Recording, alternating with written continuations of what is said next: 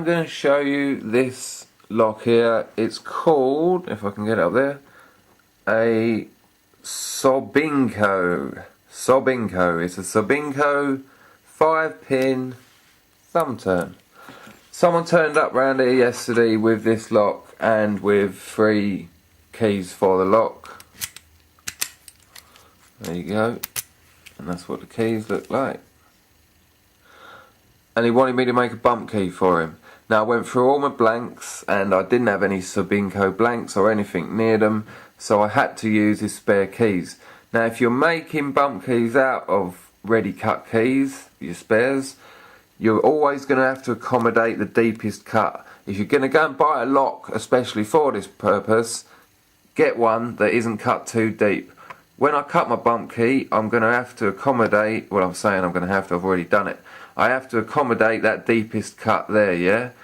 Now ideally I'd have a more shallow cut key because I wouldn't want to go down that much. If you look there, you can see where the ward goes along there, which means the pin's sitting there. So I'd really like to have it about where it is now, but unfortunately that's not possible. So anyway, I got busy and I first of all made this one. Like that. They were done by hand, just in a vise with my files. Simple process really. You want to get your, where's my file?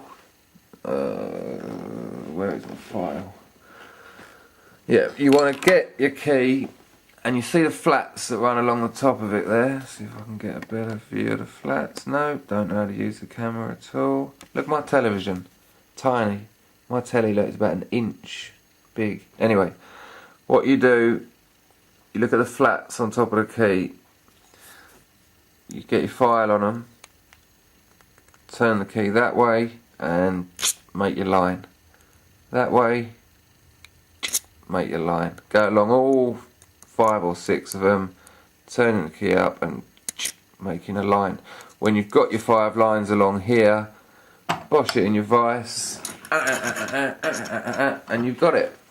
And like I said, the first one I made came out like that. Now, I had a bit of success with it. I'll show you. See if I have a bit of success with it. Not there. Not there.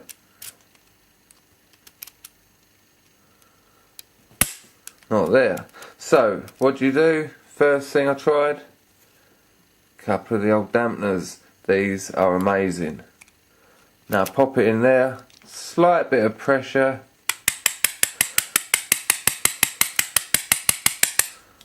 and that lock is open. I'll show you again. Slight bit of pressure, just to see how much it turned there, look. See that little turn? That's all you want. A little bit of pressure. You can sort of pulse it, but not just sort of like gently, sort of like that. Here we go.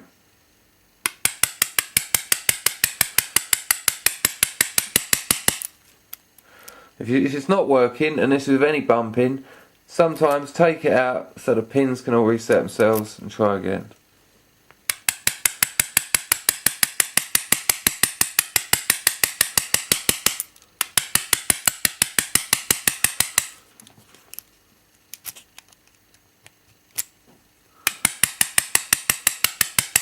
There you go.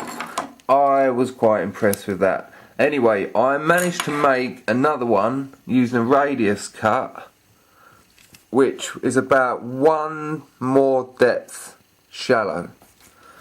And I've had more luck with this one than that one.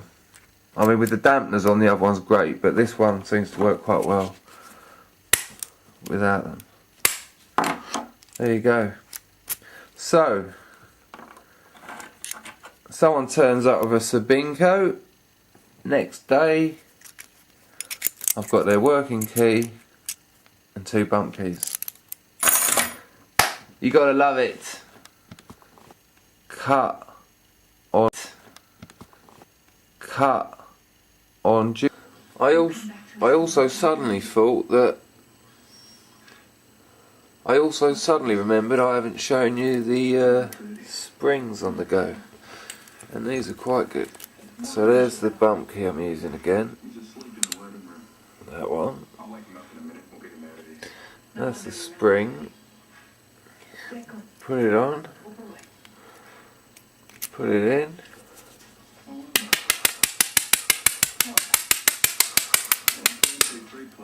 Oh, start again. I also forgot to show the springs with the El Sabinco. There's the bump key again I'm using, and there's the spring I'm using. So it goes on the spring. Now I'm at a bit of a weird angle here, but I'm going to try and show you this. And there you go. That is excellent. And there's the other one, the other bump key I made. Sorry if you can't see that, I'm bending over at a very weird angle here. But process is the same. Put the spring on, pop it in, that's locked.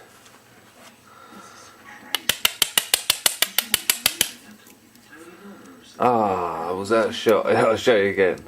Right, that's locked. And there you go. Well chuffed. Come back through the lock.